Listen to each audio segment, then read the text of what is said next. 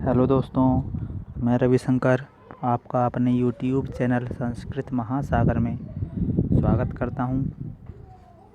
आज इस कोरोना के समय में जब सभी स्कूल और कोचिंग संस्थान बंद हैं, मैं आपके लिए लेकर आया हूं पद परिचय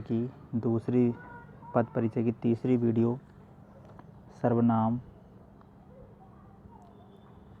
बहुत ही इंटरेस्टिंग सब्जेक्ट है, रुचिकर विषय है। आप इस वीडियो को पूरी देखना और आपको आज कुछ नए तथ्य सीखने के लिए मिलेंगे जो शायद आपने आज से पहले ना कभी बुक में पढ़े होंगे और ना ही सुना होगा। इसलिए पूरी वीडियो को पूरी देखना। चलिए शुरू करते हैं वीडियो। देखिए, सर्वनाम, सबसे पहले हम चर्चा कर लेते हैं सर्वनाम शब्द की।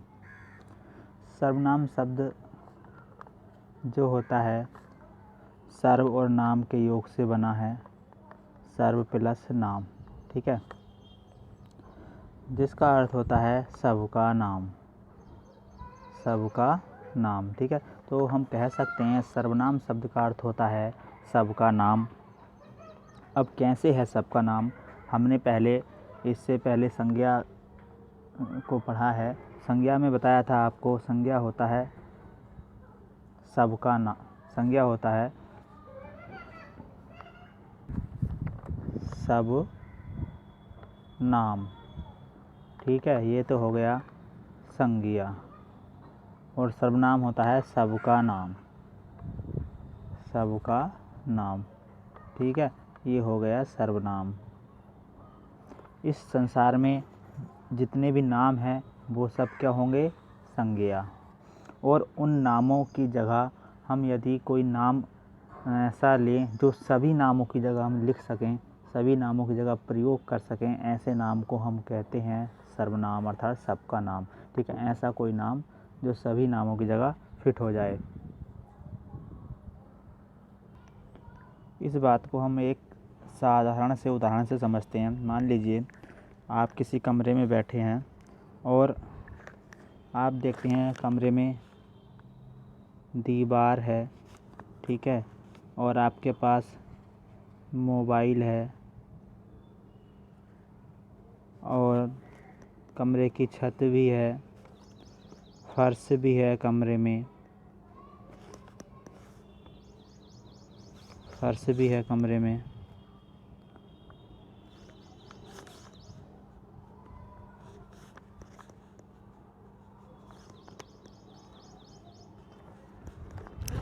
और पेन भी है आपके पास, ठीक है, और कंप्यूटर वगैरह भी हैं। तो ये जो सारे नाम हैं, दीवार, मोबाइल, छत, फर्श, पेन, तो इन सभी नामों को हम क्या कहते हैं? ये सब क्या हैं? संज्ञा, ठीक है। ये सब क्या हैं? संज्ञा। अब ऐसा कोई नाम जो इन नामों की जगह हम प्रयोग में ला सकें, ऐसा कोई नाम हो सकता है? बिल्कुल ऐसा नाम हो सकता है। हम कह सकते हैं यह दीवार, यह मोबाइल, यह छत, यह फर्श, यह पेन, ठीक है। हम जो यह शब्द है इसको हम इन सभी की जगह प्रयोग कर सकते हैं, ठीक। तो जो यह है ये हो गया इन सब का नाम, ये क्या हो गया? सबका नाम। और ये हो गए सब नाम। दीवार, मोबाइल, छत, फर्श, पेन, ये हो गया सब नाम। जो सब नाम होते हैं उसको हम कहते हैं संज्ञा, और जो सबका नाम होता है उसको हम क्या कहते हैं? सर्वनाम। सर्वनाम यानी कि ऐसा नाम जो संज्ञा शब्दों की जगह प्रयोग में लाया जा सके उसको हम कहते हैं सर्वनाम। ऐसा शब्द जो संज्ञा शब्दों की जगह प्रयोग में लाया जा सके उसको हम सर्वनाम कहते हैं। अब देखिए, हमारी परिभाषा निकल कर के सामने आ गई। हमने परिभाषा के द्वारा नहीं पढ़ा बल्कि परिभाषा हमने खुद बना ली। क्या परिभाषा होगी इसकी? इसकी परिभाषा क्या होगी? बेविकारी शब्द। बेविकारी शब्द, देखिए, संज्ञा, सर्वनाम, विशेषण और क्रिया, ये 4 प्रकार के विकारी शब्द होते हैं। सर्वनाम शब्द भी विकारी होते हैं। तो बेविकारी शब्द जो संज्ञा के स्थान पर वे विकारी शब्द संज्ञा के स्थान पर प्रयुक्त किए जाते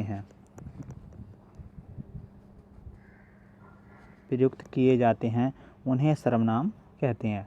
किन्हें? जो संज्ञा शब्दों की जगह प्रयुक्त किए जाते हैं। ठीक है, अब हमारी ये बात तो समझ में आ गई कि सर्वनाम कहते किसे हैं। दूसरी बात, सर्वनाम का प्रयोग क्यों करते हैं? क्यों है सर्वनाम का प्रयोग ज़रूरी? जब सभी के नाम है तो हमें अलग से नाम लिखने की ज़रूरत क्यों है? दूसरा नाम क्यों बनाएं? हम नाम ही ले लेंगे उसका सीधा सीधा। तो क्यों ही इसकी ज़रूरत सर्वनाम की? देखिए, कुछ वाक्य लिख रहे हैं जिसके द्वारा आपको समझ में आएगा। मान लीजिए हम जैसे है एक सेंटेंस, रमेश अध्यापक है, रमेश ईमानदार है, रमेश सच्चा है, रमेश दयालु है,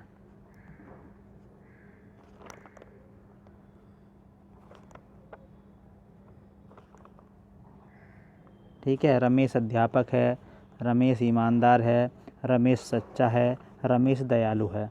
ये हमने 4 वाक्य लिख दिए। रमेश अध्यापक है, रमेश ईमानदार है, रमेश सच्चा है, रमेश दयालु है। अब ये बार बार रमेश आ रहा है, बार बार रमेश, ठीक है।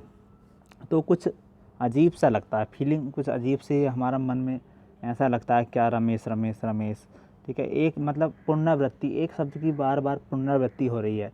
तो इस पुनरावृत्ति से बचने के लिए सर्वनाम शब्द का प्रयोग किया जाता है, जिससे कि जो भाषा है अरुचिकर ना लगे, इसलिए सर्वनाम शब्दों का प्रयोग किया जाता है। तो अब हम रमेश की जगह पर किस सर्वनाम शब्द का प्रयोग कर सकते हैं? रमेश की जगह किस सर्वनाम शब्द का प्रयोग कर सकते हैं? यहाँ पर हम लिख सकते हैं वह ईमानदार है, वह सच्चा है, वह दयालु है। यदि किसी पैराग्राफ में एक ही नाम बार बार आता है, उसी के बारे में उसी की विशेषताएं बताई जा रही हैं, तो उस नाम को हम केवल पहले वाक्य में लिखेंगे। उसके बाद जहाँ जहाँ भी उसका नाम आएगा उसकी जगह पर हम सर्वनाम शब्द का प्रयोग करेंगे, ठीक है। तो सर्वनाम शब्द का प्रयोग हमने वह का किया है, किसकी जगह? रमेश की जगह पर।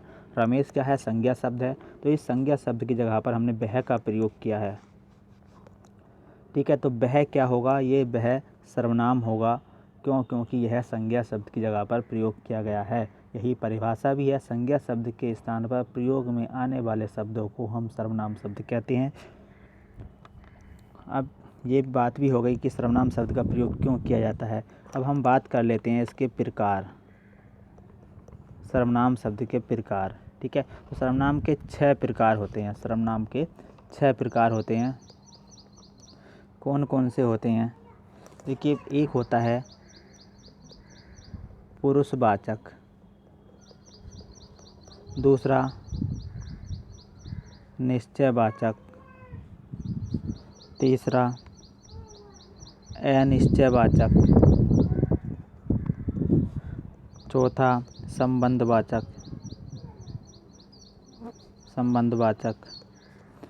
पांचवा प्रश्नवाचक और छठा निजवाचक, ठीक है। तो सर्वनाम शब्द के 6 भेद होते हैं। सर्वनाम शब्द के 6 भेद होते हैं: पुरुषवाचक, निश्चयवाचक, अनिश्चयवाचक, संबंधवाचक, प्रश्नवाचक और निजवाचक। 6 भेद होते हैं सर्वनाम के। सबसे पहले हम पढ़ते हैं पुरुषवाचक सर्वनाम। दोस्तों, वीडियो बड़ी हो सकती है, इसलिए बीच में मत छोड़ना। यदि आपको सही से पूरा सीखना है तो पूरी वीडियो को देखना। सर्वनाम शब्द का पहला भेद होता है पुरुषवाचक।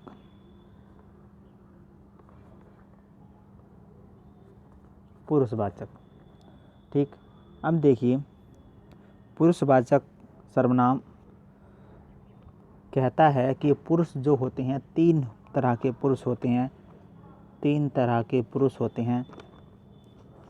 पहला पुरुष होता है जो बात को कहता है। तो एक तो होता है कहने वाला, ठीक। एक होता है सुनने वाला, एक होता है सुनने वाला और एक होता है जिसके बारे में बात की जाए, जिसके बारे में कहा जाए।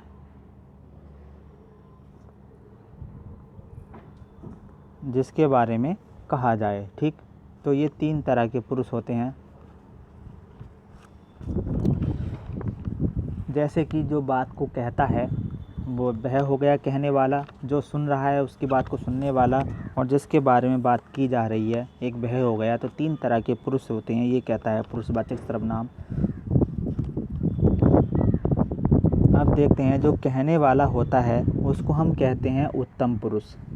जो कहने वाला होता है उसको हम कहते हैं उत्तम पुरुष, और जो सुनने वाला होता है उसको हम कहते हैं मध्यम पुरुष, और जिसके बारे में बात की जाती है उसको हम कहते हैं अन्य पुरुष, ठीक है। 3 तरह के पुरुष हो गए, उत्तम पुरुष, मध्यम पुरुष और अन्य पुरुष। अब इनके लिए जिन सर्वनाम शब्दों का प्रयोग किया जाता है वो आप अपने आप समझ सकते हो। बात को कहने वाला अपने लिए किन सर्वनाम शब्दों का प्रयोग करेगा। जो बात को कहने वाला है वह अपने लिए किन सर्वनाम शब्दों का प्रयोग करेगा। पहला उत्तम पुरुष, ठीक है। उत्तम पुरुष यानी कि बात को कहने वाला, तो ये अपने लिए किन सर्वनाम शब्दों का प्रयोग करेगा। एक कर सकता है जैसे कि मैं, हम, ठीक है। जो बात को कहने वाला है इन सर्वनाम शब्दों का प्रयोग करेगा। दूसरा है मध्यम पुरुष यानी कि जो सुनने वाला है। तो सुनने वाले के लिए जो कहने वाला है वह किन सर्वनाम शब्दों के लिए प्रयोग करेगा। यदि वह छोटा है, ठीक है, और वह उन्हें सम्मान नहीं देना चाहता है तो उसके लिए तू का प्रयोग कर सकता है, तुम का प्रयोग कर सकता है, और यदि आदर देना चाहता है तो आप सर्वनाम शब्द का प्रयोग उसके लिए करेगा, ठीक है। किसके लिए? सुनने वाले के लिए। तो सुनने वाला कौन होगा? मध्यम पुरुष होगा। और कहने वाला कौन होगा? उत्तम पुरुष होगा, ठीक है। तीसरा है अन्य पुरुष, जिसके बारे में बात की जा रही है। जिसके बारे में बात की जा रही है तो उसके लिए किन सर्वनाम शब्दों का प्रयोग किया जाएगा। यदि मान लीजिए वह हमारे पास में है, जिसके बारे में हम बात कर रहे हैं वह हमारे पास में है, ठीक है, और एक वचन में है तो हम उसके लिए प्रयोग करेंगे यह है। वह हमसे दूर है, पास नहीं है, हमें दिखाई भी नहीं दे रहा है, या दूर है तो हम उसके लिए, और एक वचन में है तो उसके लिए प्रयोग करेंगे वह। पास में है बहुवचन में तो हम प्रयोग करेंगे ये। दूर है बहुवचन में तो हम उसके लिए प्रयोग करेंगे वे, ठीक है। तो ये तो हो गए अन्य के लिए, जिसके लिए बारे में बात की जाती है उसके लिए हम यह, वह, ये, वे इन सर्वनाम शब्दों का प्रयोग करते हैं। अब प्रयोग कैसे करते हैं उदाहरण से समझ लेते हैं। हम पढ़ रहे हैं कौन सा सर्वनाम? पुरुषवाचक। पुरुषवाचक के कितने भेद होते हैं? 3 भेद होते हैं, उत्तम पुरुष, मध्यम पुरुष और अन्य पुरुष, ठीक है। जैसे कि हम वाक्य ले लेते हैं, वह ईमानदार है, वह ईमानदार है, ठीक। अब यहाँ पर वह का प्रयोग किया गया है, ये अन्य के लिए किया गया है, ना तो कहने वाले ने अपने लिए किया है और ना ही सुनने वाले के लिए किया गया है, किसी अन्य के लिए किया गया है। अतः यह कौन सा सर्वनाम होगा? अन्य पुरुषवाचक सर्वनाम, ठीक है। पुरुषवाचक सर्वनाम का अन्य पुरुषवाचक सर्वनाम है। अब देखिए, वह जो सर्वनाम है ये अन्य पुरुष हो गया, और ऐसा नहीं है कि वह किसी के लिए प्रयोग न किया गया हो वह का कुछ ना कुछ तो नाम ज़रूर होगा, यानी कि यह संज्ञा शब्द की जगह पर प्रयोग किया गया है। मान लीजिए यह मोहन के लिए प्रयोग किया गया है, मोहन ईमानदार है, ठीक है। तो मोहन की जगह पर प्रयोग किया गया है, अर्थात वह क्या हुआ? सर्वनाम है। अब सर्वनाम कौन सा है? पुरुषवाचक है, और पुरुषवाचक का ये किसी अन्य के लिए किया गया है, यानी कि ना तो सुनने वाले के लिए किया गया है, ना अपने लिए, कहने वाले अपने लिए कर रहा है, बल्कि किसी तीसरे के लिए कर रहा है। तो ये अन्य पुरुष सर्वनाम हो गया।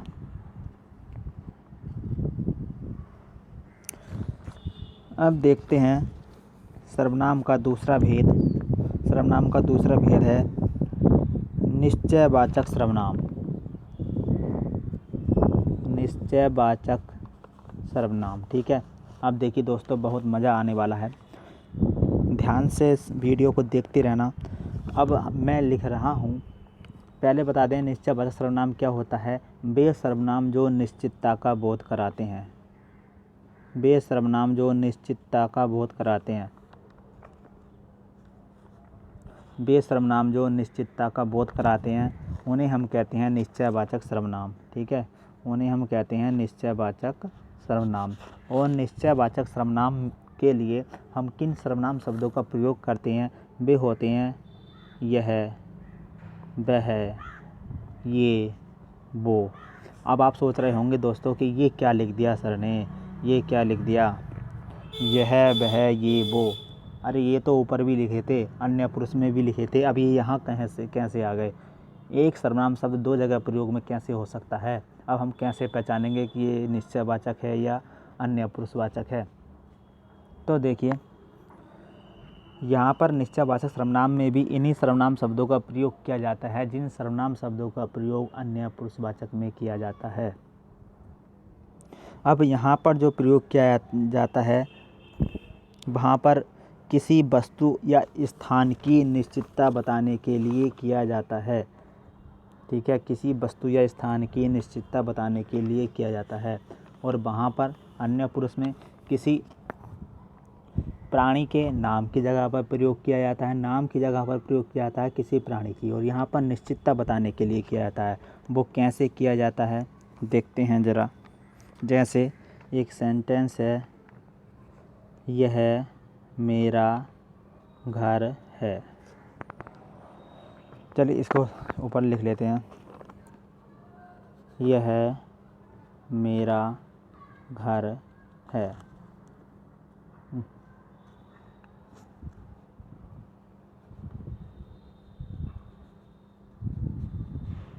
यह मेरा घर है। ठीक है, अब यहाँ पर यह सर्वनाम है और किसकी निश्चितता बता रहा है, ये घर की। ठीक, यह मेरा घर है, यह घर की निश्चितता बता रहा है कि हम संकेत करके कह सकते हैं कि यह मेरा घर है। यह ना कि कोई और दूसरा, यह मेरा घर है। तो यहाँ पर संकेत किया गया है निश्चित रूप से यही मेरा घर है, बिल्कुल पक्का पता है कि यही मेरा घर है। ठीक है, तो घर के लिए प्रयोग किया गया है यह का।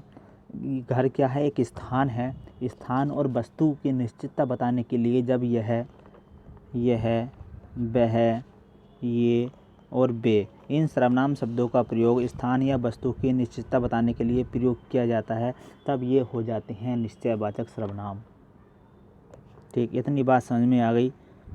यदि इनका प्रयोग किसी प्राणी के नाम की जगह पर किया जाए तब ये अन्य पुरुषवाचक होंगे, और किसी वस्तु की या स्थान की निश्चितता बताने के लिए प्रयोग किया जाए तब यह निश्चयवाचक सर्वनाम होंगे। अब एक बात और ध्यान से सुनना, आगे सुनते रहना ज़रा भी। मैं इस सेंटेंस को थोड़ा सा बदल करके लिख देता हूँ। क्या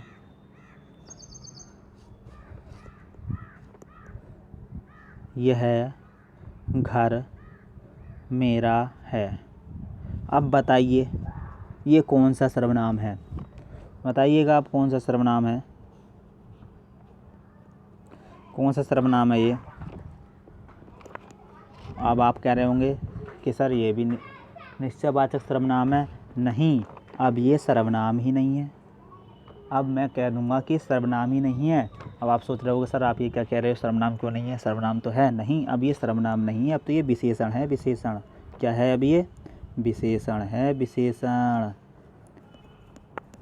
अब आप सोच रहे होगे विशेषण कैसे हो गया, ये विशेषण कैसे हो गया, यह है संकेतवाचक विशेषण।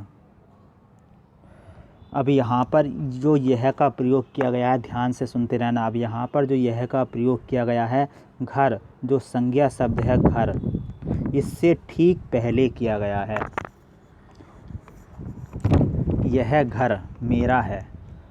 अब देखिए यहाँ पर एक बात ध्यान से नोट कर लेना कि यदि यह, वह, ये और वे इन चारों सर्वनाम शब्दों का प्रयोग किसी संज्ञा शब्द से ठीक पहले किया जाता है, किसी संज्ञा शब्द के स्थान पर नहीं।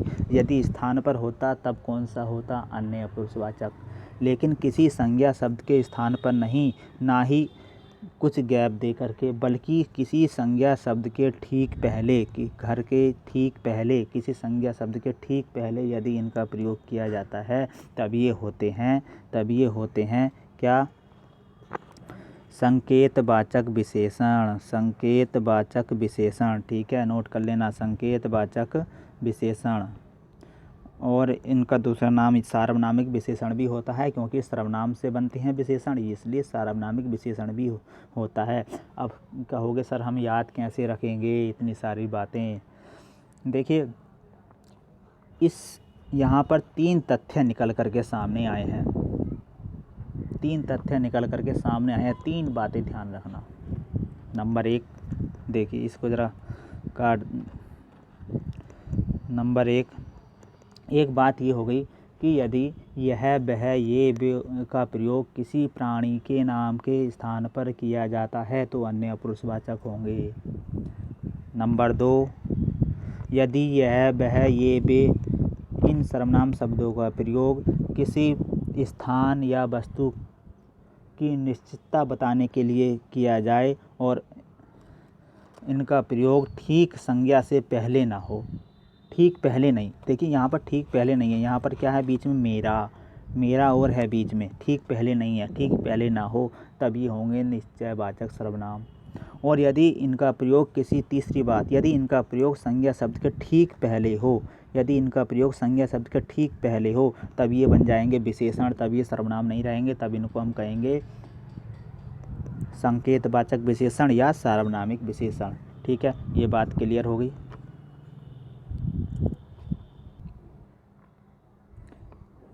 सर्वनाम के 2 भेद कंप्लीट हो गए हैं। अब बचते हैं अनिश्चयवाचक सर्वनाम, संबंधवाचक सर्वनाम, प्रश्नवाचक सर्वनाम और निजवाचक सर्वनाम। ठीक है, ये 4 सर्वनाम हम अपनी अगली वीडियो में पढ़ेंगे। वीडियो को पूरा देखने के लिए धन्यवाद। और यदि वीडियो अच्छी लगी हो तो लाइक करना, शेयर करना, और जो चैनल पर नए हैं वह सब्सक्राइब ज़रूर कर लेना। धन्यवाद।